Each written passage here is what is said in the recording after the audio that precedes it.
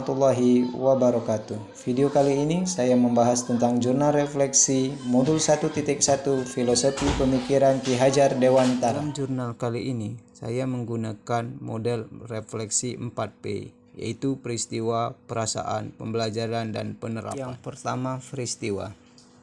Rangkaian kegiatan guru penggerak angkatan 11 dimulai dengan pembukaan pendidikan guru penggerak. Pada kegiatan pembukaan dijelaskan mengenai kebijakan, merdeka belajar, dan penjelasan tentang LMS. Kegiatan ini merupakan langkah awal mengikuti program ini, di mana pada kegiatan awal ini saya hanya mempersiapkan diri dan mental untuk mengikuti perjalanan guru penggerak ini. Kegiatan berikutnya, saya awali dengan pengerjaan pretest modul 1.1, dilanjutkan dengan kegiatan sosialisasi LMS. Di dalam LMS terdapat beberapa modul dan dimulai dengan modul 1.1 dengan tema Filosofi Pemikiran Ki Hajar Dewantara.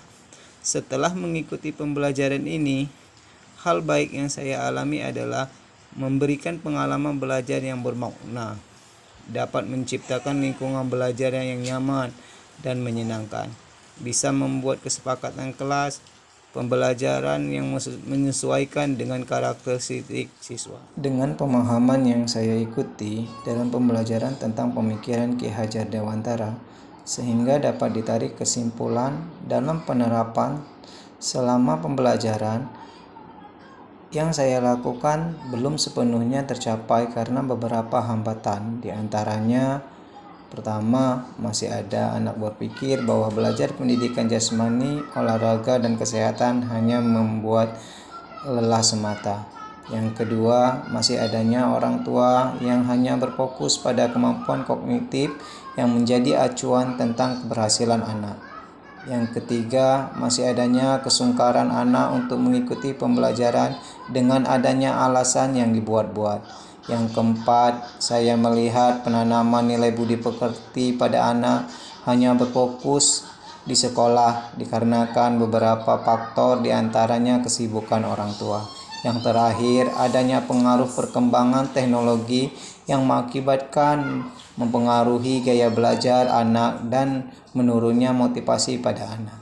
Adapun dengan beberapa hambatan tadi, kedepannya yang akan saya lakukan dalam mengatasi kendala tersebut antara lain akan merancang kegiatan pembelajaran yang lebih variatif untuk meningkatkan kreativitas murid, akan menggunakan metode pembelajaran yang sesuai, akan terus memberikan pemahaman kepada orang tua pentingnya pembelajaran motorik pada anak.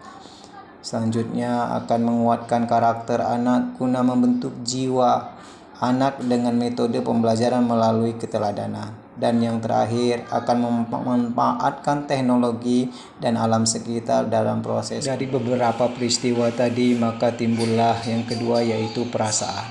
Pertama-tama saya merasa dalam mengikuti calon guru penggerak ini akan sangat menyita waktu karena tugas-tugas yang ada di LMS, sehingga setiap hari berfokus pada tugas virtual atau Zoom dan yang lainnya.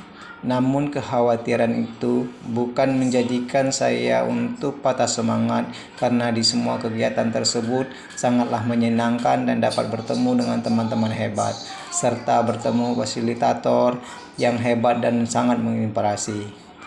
Perasaan itu saya gambarkan: yang pertama, rasa syukur, rasa khawatir, rasa antusias, dan rasa bahagia. Kekhawatiran dan perasaan tadi makalah timbul pembelajaran.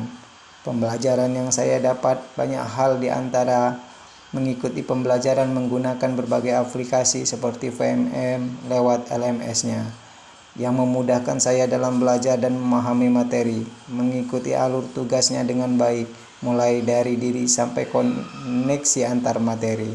Saya merasa mempunyai warna baru dalam menjalankan tugas dengan menerapkan pemikiran Ki Hajar Dewantara. Adapun pembelajaran yang saya dapat adalah: yang pertama, pendidikan menuntun anak untuk mencapai kodratnya sesuai dengan kodrat alam dan kodrat zaman.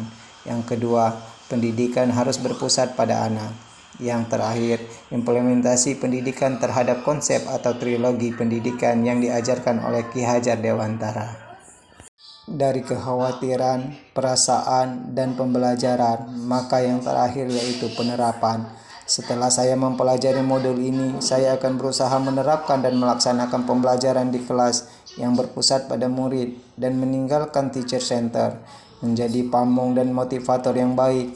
Saya akan membuat suasana belajar lebih menyenangkan. Saya akan berusaha menjadi guru yang selalu menggunakan metode pembelajaran dan merancang pembelajaran yang bervariatif dan inovatif. Selanjutnya, saya akan berkolaborasi dengan rekan guru dan kepala sekolah dalam merencanakan pembelajaran yang berpusat pada anak. Dan yang terakhir, saya akan berkolaborasi dengan orang tua murid tentang pendidikan anak. Terima kasih telah menyaksikan video saya. Salam Guru Penggerak Angkatan 11.